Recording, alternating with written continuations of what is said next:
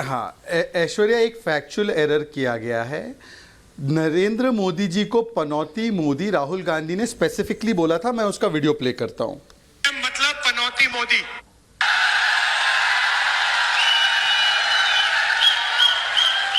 PM मतलब पनौती मोदी। उन्होंने specifically कहा था। अब ये जो भी पत्रकार महाशय बैठे हैं, मुझे उनका नाम नहीं पता है, जो भी है ये, उन्होंने कहा कि ये स्पेसिफिकली नहीं बोला गया था, तो ये झूठ बोल रहे हैं।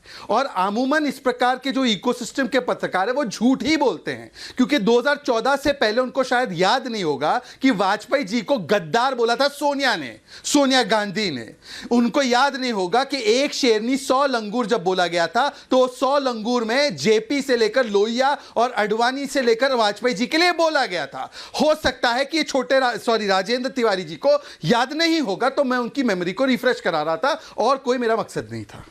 आप ये पिन पॉइंट करके प्लीज, आपको भली बात ही पता है राजेंद्र तिवारी, राजेंद्र जी को पता है आपका नाम शहजाद पूनावाला।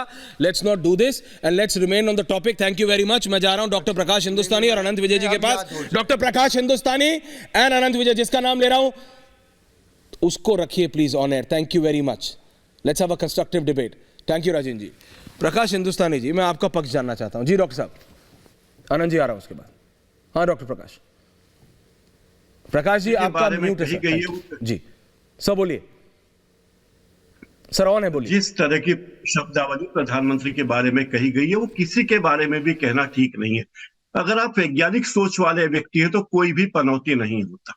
अब अतीत में आप जाके बात करेंगे कि फलाने वक्त एक मोनी बाबा कहा गया था, पप्पू कहा गया था, 50 करोड़ की गर्लफ्रेंड कहा गया था, कांग्रेस की विधवा कहा गया था, इन सब बातों का कोई मतलब नहीं है। मुझे लगता है कि संसदीय वार्ता की मर्यादा, हमारे नेताओं की बातचीत की मर्यादा होनी चाहिए, और वो मर्यादा लगातार टूट रही है, चाहे कांग्रेस के नेता तोड़े या विपक्ष के नेता तोड़े। इस मर्यादा का पालन करना बहुत जरूरी है, जो कतई नहीं हो रहा है। पनौती किसी को भी कहना, इवन विपक्ष के किसी सांसद को पनौती कहना भी उतना ही शर्मनाक है जितना माननीय प्रधानमंत्री के लिए। सवाल यह है कि जो भाषा ट्विटर की है, जो भाषा यूट्यूब की है, फेसबुक की है, उस भाषा को संसदीय भाषा नहीं बनाया जा सकता। पान की दुकान पे होने वाली चर्चा को आप संसद की भाषा नहीं बना सकते। जो बातें बेडरूम में होती है वो संसद की भाषा नहीं हो सकती। सीधी सी बात है। सवाल यह है कि क्या भाषा की मर्यादा का ख्याल केवल एक पार्टी को होना चाहिए? कतई नहीं। सवाल यह कि सरकार जिसकी है, प्रधानमंत्री जिस पार्टी के हैं, उस पार्टी की जिम्मेदारी सबसे बड़ी है, क्योंकि सरकार चलाना और संसद को चलाना उनकी जिम्मेदारी है। उन्हें अपनी मर्यादा का ख्याल रखना होगा।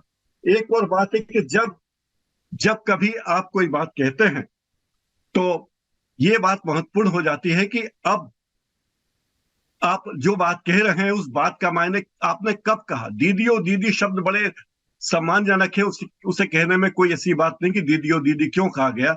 लेकिन जैसे अगर मैं आपसे कहूं कि क्या आपको गाना गाना आता है, ये सामान्य सवाल है। लेकिन अगर मैं आपका गाना सुनने के बाद कहूं कि क्या आपको गाना गाना आता है, तो क्या वो सवाल ऑफेंसिव नहीं होगा? मुझे यही कहना है।